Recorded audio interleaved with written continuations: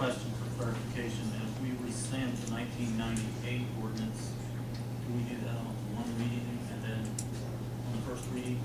Does that take two readings? Does that take two readings, Councilor Brazil? I apologize, Bridget was asking me a question.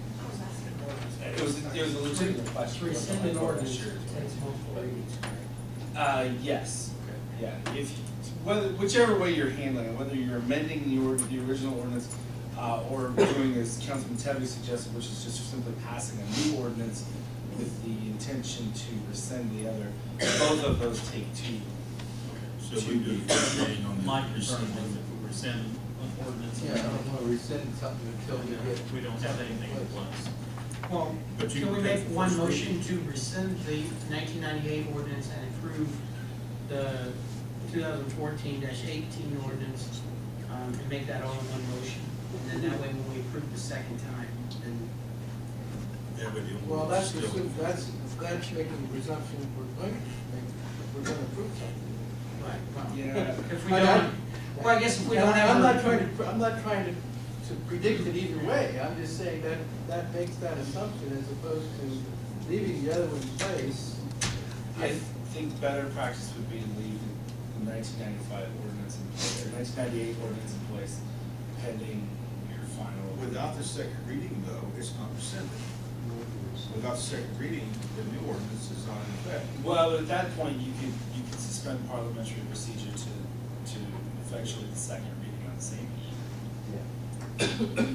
His motion was, or his suggestion was to make it all one motion.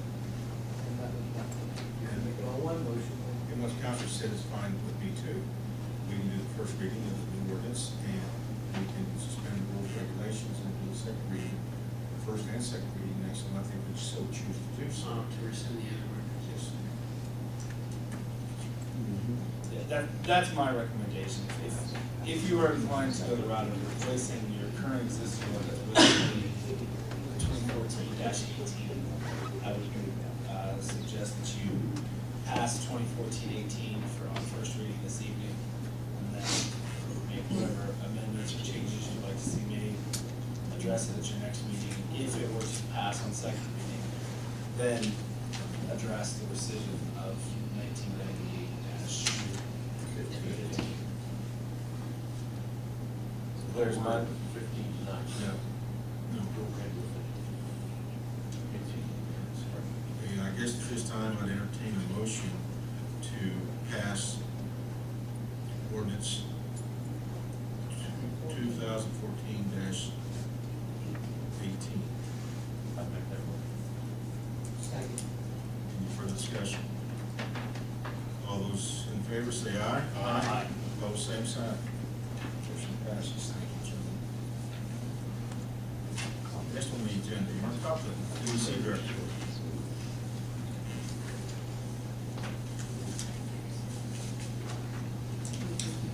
Good evening. I'm hoping that everyone has a copy of the quarterly report that I'm about to provide. Everybody have that? Okay. Have an outline. An outline, right? Thank you. All right. I'll expand on that just a shade. As I was putting this together last week, it occurred to me there's sort of a theme here, and that is growth and its positive momentum in Greensburg, Decatur County. The first indicator of that would be the October 23rd, 14 Greensburg, Decatur County, or excuse me, Greensburg Daily News article. And that was the article that said that the state unemployment now is at 5.1%. And Decatur County unemployment is at 4.7%. That's a 7-year low. That's for this past September.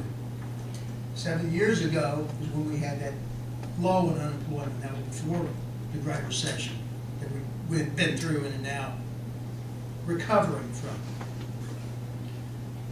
There's some other indicators of the positive momentum that we have right now.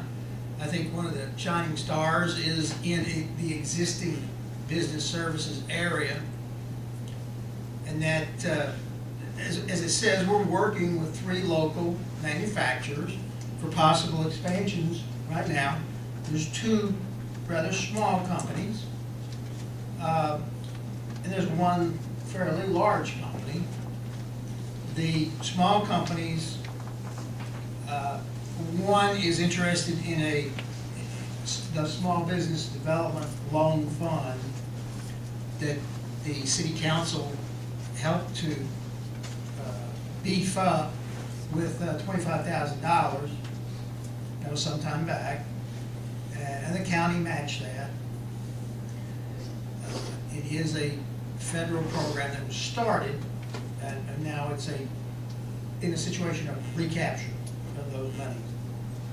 So we are looking, and if you folks yourselves come upon a entrepreneur from the area that we could talk with about one of these types of loans, that would be great too, just to get the word out on them, to help new small businesses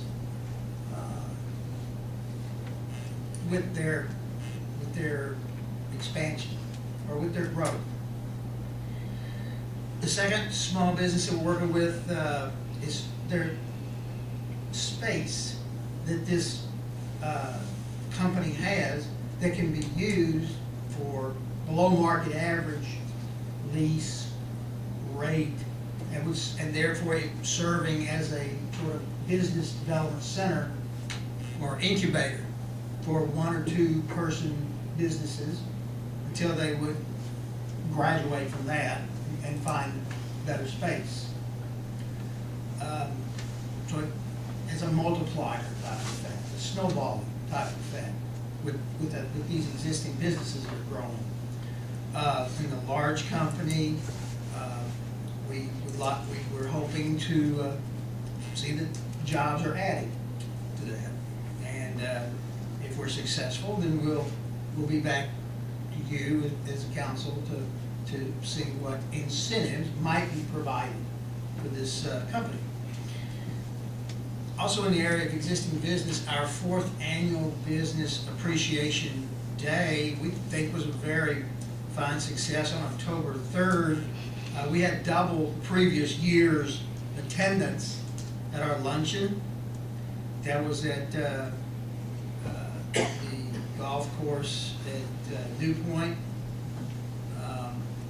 Gary Dick was the speaker. We had about 90 employees, excuse me, we had about 90 participants, those who support the business here in Greensburg, Decatur County, and also participants that were part of the businesses in Greensburg, Decatur County. We had 13 golf teams that braved some cold, windy weather to participate in that also. In the area of new business development and attraction, we do have one of our first agricultural related projects that we're working on right now, and I'm getting a lot of help from the Ag Committee that we have as part of the Economic Development Corporation. Secondly, I attended the Indiana Economic Development Association Site Selectors Guild. That's some of the more famous and well-known site selection individuals in the United States. And that was in Indianapolis in September, the 16th through the 18th. They're telling us now that a lot of the buildings that were empty are now filling. So they're recommending shell buildings for start that are starting, as they see, to sell again. Also, they say to have a good website, because if you don't have a good website, then you're eliminated in some of the early rounds of companies that are looking at you. They want good demographics, because there's so many communities that are competing for fairly large project. Statistically, it's about 1 in 20 if you succeed in recruiting a company that may be looking in your area. So we have launched our EDC website that we took some time to work on. I hope you will take a look at that if you have a few minutes. It still has a few bugs in it, and there's some things that we can add to it. We will about the community, some of the lifestyle things in the community. The site selectors definitely want to see demographics. They want to see properties, what you have to offer. They call that product. What kind of product do you have that they can move a company into or help them?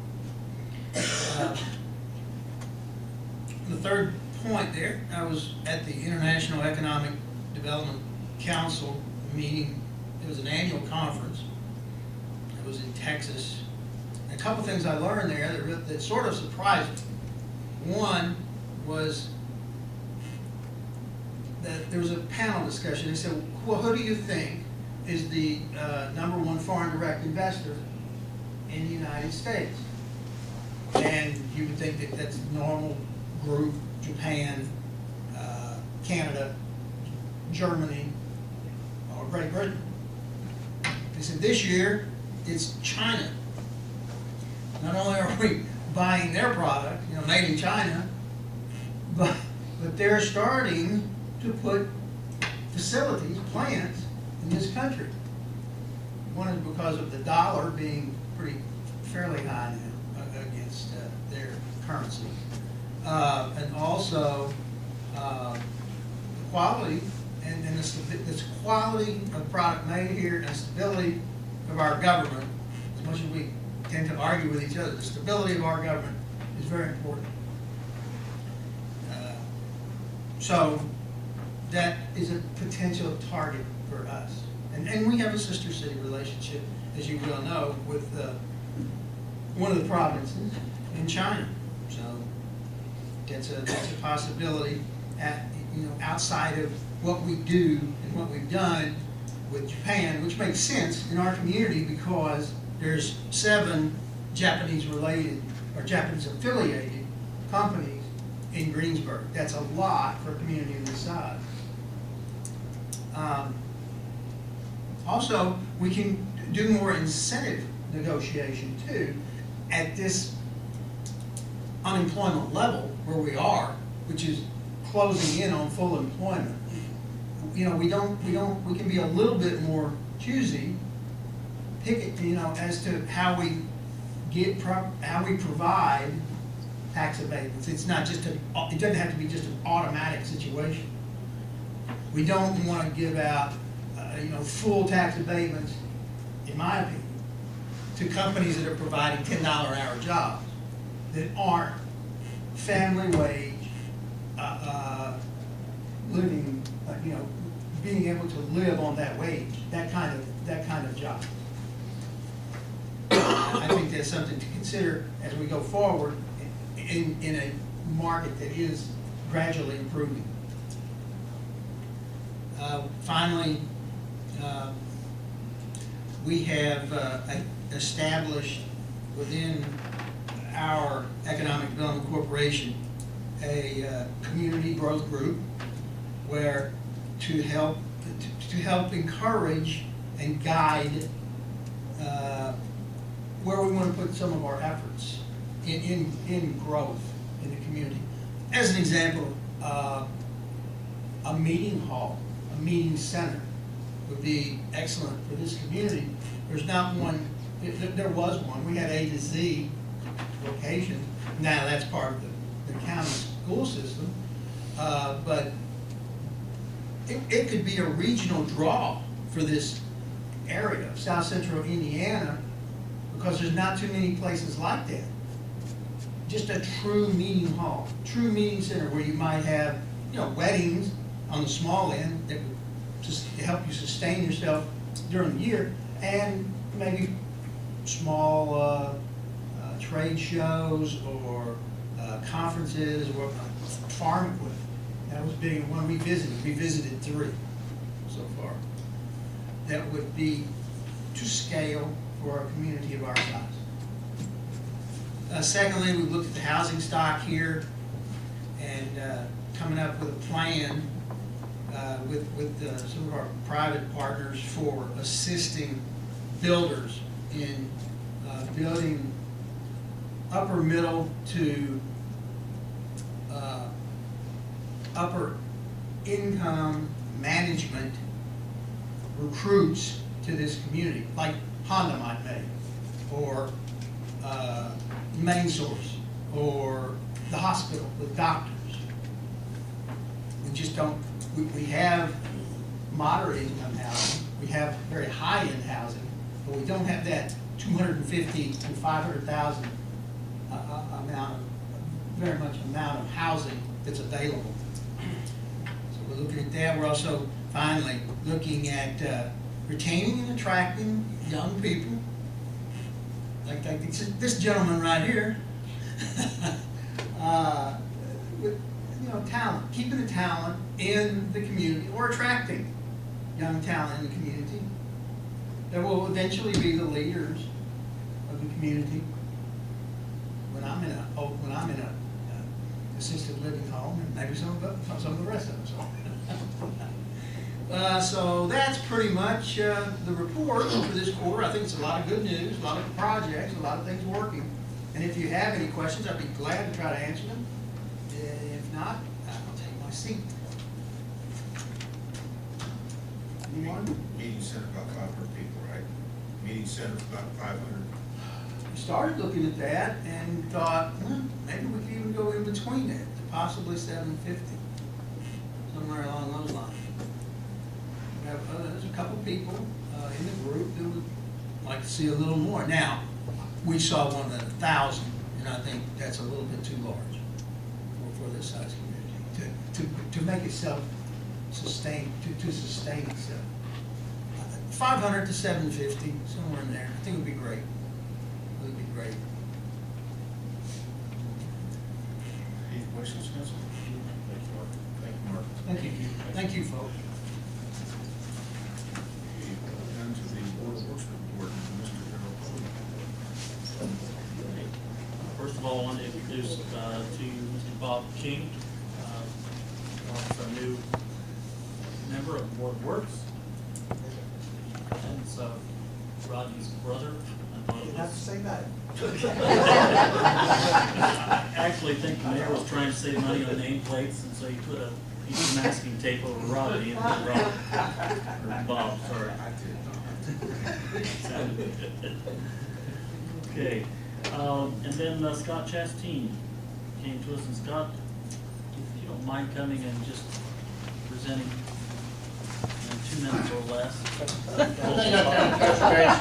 Contemplating 8:30. Okay. I got touch base with everybody before the meeting. We had a unique opportunity to get our hands on some federal surplus property. I think it's a great opportunity for the city. I think it's a great value for the city. And we look forward, and I brought it to the Board of Works. The Board of Works approved the purchase, and the funds will be coming out of the Honda fund. So no taxpayer dollars will be used to buy the truck. So that's it. I mean, if anybody's got questions, I'll answer, but other than that, it's, Did you explain to them where everything is, what we use it for? yeah. Ask me. Right now, it's kind of really up in the air, but it's got the generator, it's got the lights, it's got just, again, as I told the Board of Works, it's basically gonna be a big toolbox that we can put all the stuff in and bring to the machine. Where we keep this thing at? It'll be at the fire station. And then something It's else- gonna get cramped, but we'll get it. Something else I'd like to do is have the city hall here adapted to where we can back the fire truck up here. And it's 20,000 kilowatt BTO generator. And we could actually run a big part of city hall off of that generator. Exactly. This truck cost brand new $400,000. Yeah, right around $400,000 when they bought it new in '04. So it's 10 years old. And the department that I used to run with just sold one that was a '99 for about $120,000. And we're getting this for, I'm calling it 30,000, but it should be a little less than that because it's based up on the shipping. That's what the price is based on, so. It's an old Ford. And it's an offer. Thank you, John. We also approved for the Veterans Day Parade to take place, as this does every year. Police Department hired a replacement officer for one of their officers that has resigned. And we did the interviews a couple of weeks ago, and we decided on officer number 2, and you'll find out who that is at a later date once they are notified. Gary Murray came to the board, asked us if he could enter into the contract that we had already approved for the LPA contract for regulation and sign replacement, and also Vandalia Road construction inspection contract. And we were supposed to hear from Tom Wertz. He did not have enough information, so that was put off to a special meeting, which will be held on the 24th. Thank you. Says, where's the health insurance? Get that information. 15, we'll get to 17, we'll get to each special. On the cost of health insurance, any other comments, questions, concerns, council? I would like to bring up just a couple of things from my district. If you haven't driven by the old dress factory, you might want to do that. There's a lot of good things going on there, some improvements being made, kind of nice for that area. And then the second thing, I understand that the city really cannot do anything about this, but perhaps if we could contact NDOT, or if you have any suggestion, we had a near catastrophe at the Carter Street bypass on Halloween night. You look up and down the bypass, we have arrow signals at every intersection except that one. It's my understanding that that's partially to blame for this accident. The light turned green, they turned, had children involved in the accident. Thankfully, no one was seriously injured, but it could have been a bad thing. I would like for, whether it be Mark or whomever, contact NDOT to see what has to be done to get signals there. So someone turned from passing car. Well, if you turn right there on Carver, there aren't any turns, you're talking about the turn signals. I'm talking about the arrows, so. Right, arrows, like if you're going. And that's been a bad intersection, I know, for a lot of years, and we've made some good improvements there. But, just in thinking, if you go up the bypass, up and down the bypass, every intersection has the arrow signals, except that one. I'd like to see that one. How do we approach that? I can contact Ellie, the traffic engineer for the district.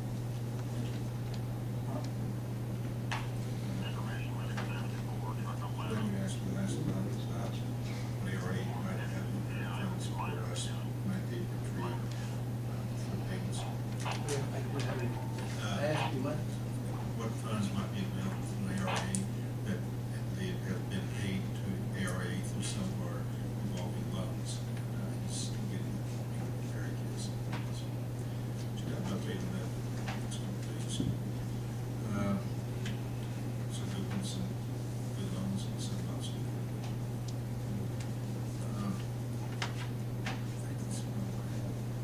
Anything from the department heads? Any comments from the public?